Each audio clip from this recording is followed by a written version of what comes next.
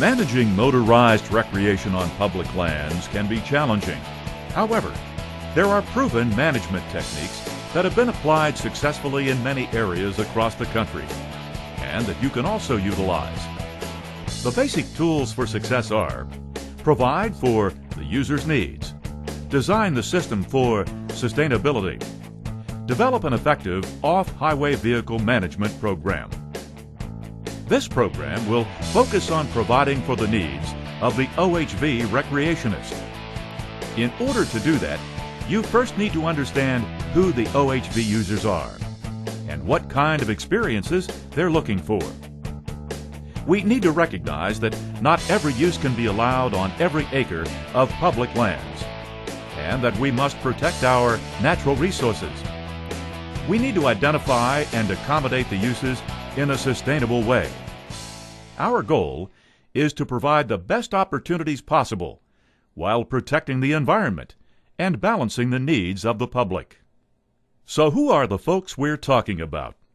The majority using public lands are trail riders. Although it's necessary to consider the other motorized recreational uses, the focus should be on this particular group. So who are they? They're mom, dad, and the kids, your neighbor, your doctor, your plumber, the local store manager. They're from all walks of life. According to Motorcycle Industry Council surveys, motorcycle and ATV owners and riders are well educated. They have incomes higher than the national average and access the internet more frequently than most Americans. The percentage of female riders and people above the age of 50 is rising rapidly. It's important to understand what attracts riders to the sport and why they want to ride. OHV riders are looking for the same experiences as any other recreation group. First, riding is fun. It's a way for people to spend quality time with their families and friends. Riding offers a sense of personal challenge, excitement, and adventure. Folks who ride want to see what's around the next bend. Riding through a challenging trail section without stalling or having any difficulty can give the riders a sense of accomplishment and achievement. Riding is an excellent way of getting in touch with nature. Riders can discover areas not easily accessed otherwise. OHVs are often used by bird watchers or other naturalists for access to the forest. Riders also use OHVs for other activities like hunting, fishing, photography, mushroom hunting, and more. OHVs can also provide recreational and access opportunities for the physically challenged. So, what do riders seek in a good trail system? They're looking for trails that are fun to ride, trails that offer challenges and enough saddle time and trail mileage to enjoy the riding experience. There are a number of things you must understand in order to offer high quality and an adequate quantity of opportunities for OHV recreation. Within the sport of recreational OHV riding, there is a variety of different vehicle types, and there are different types of riders in each vehicle class. In general, though, there are a number of trail system characteristics that all riders want. The first are loop trails.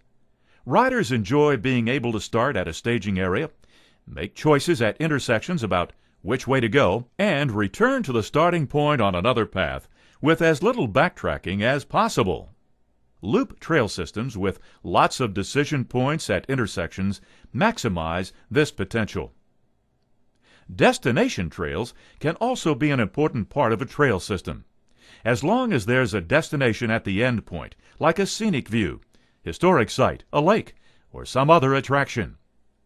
Riders also enjoy variety in the type of terrain, scenery, and level of difficulty of trails. And they want trail systems that present a challenge to them as they improve their skills. Generally speaking, OHVs include full-size 4x4 vehicles, recreational OHVs, also called side-by-sides, all-terrain vehicles, and off-highway motorcycles. Regardless of vehicle type, riders prefer narrow trails. This is true for both motorized and non-motorized trail users alike. There are several other advantages to narrow, twisting, technically challenging trails. They reduce speed, increase safety, and saddle time, and most importantly, are more fun to ride than more open, faster trails. It's important to understand that these high-quality trails also increase compliance, because riders will be on trails that meet their desires. Instead of being on trails they have to stay on. Now, one of the important issues to be considered is the difference between single-track trails and double-track trails. You should know how each type impacts the riding experience, especially for the motorcycle enthusiast. Single-track is coveted by most motorcycle riders, hikers, bicyclists, and equestrians. Single-track is more difficult to maintain, but is worth the effort because it's considered extremely important by one segment of the riding community. Single-track doesn't address the ATV or 4x4 issue. Single-track does not accommodate mixed group needs, for instance, families that ride both ATVs and motorcycles. Many single-track trails are currently being breached by ATVs. This widens and reduces the flow of the trail. Well-designed double-track can meet many of the needs of both groups. However, in certain soils, double-track can be difficult to ride with motorcycles. When a motorcycle uses a trail tread, the rider will ride from one side of the tread to the other, depending on the flow of the trail. When an ATV trail is located on soil that is rocky, a trail tread will remain flat or level longer. However, on sandy soils, an ATV trail rapidly develops a tread profile with two ruts and a center ridge.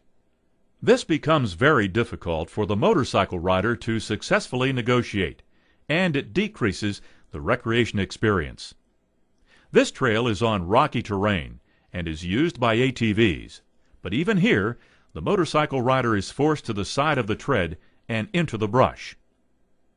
Single-track trails are important to the motorcycle rider, but whether it's a narrow single track or a narrow ATV trail, narrower is better. The question is, does one trail fit everyone? Motorcycle and bicycle riders, equestrians and hikers like single track. ATV riders like 48-inch trails. 4x4 riders like narrow Jeep trails. The important thing is, for a better recreation experience, narrower is better.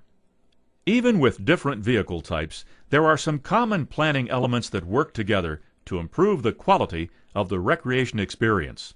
Loops are preferred by nearly all trail users, but destination trails are also desired if there's an interesting or unique destination.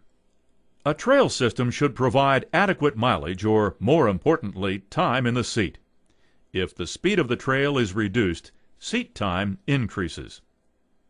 Riders are looking for a variety in difficulty levels. A tough trail might be great for a while, but it's also nice to get on an easier trail to relax a little and recover. Again, you need to avoid fixation on existing trails. Just because a trail is there doesn't mean it has to stay in the same location. It can cost a lot of money trying to keep a trail in the wrong place.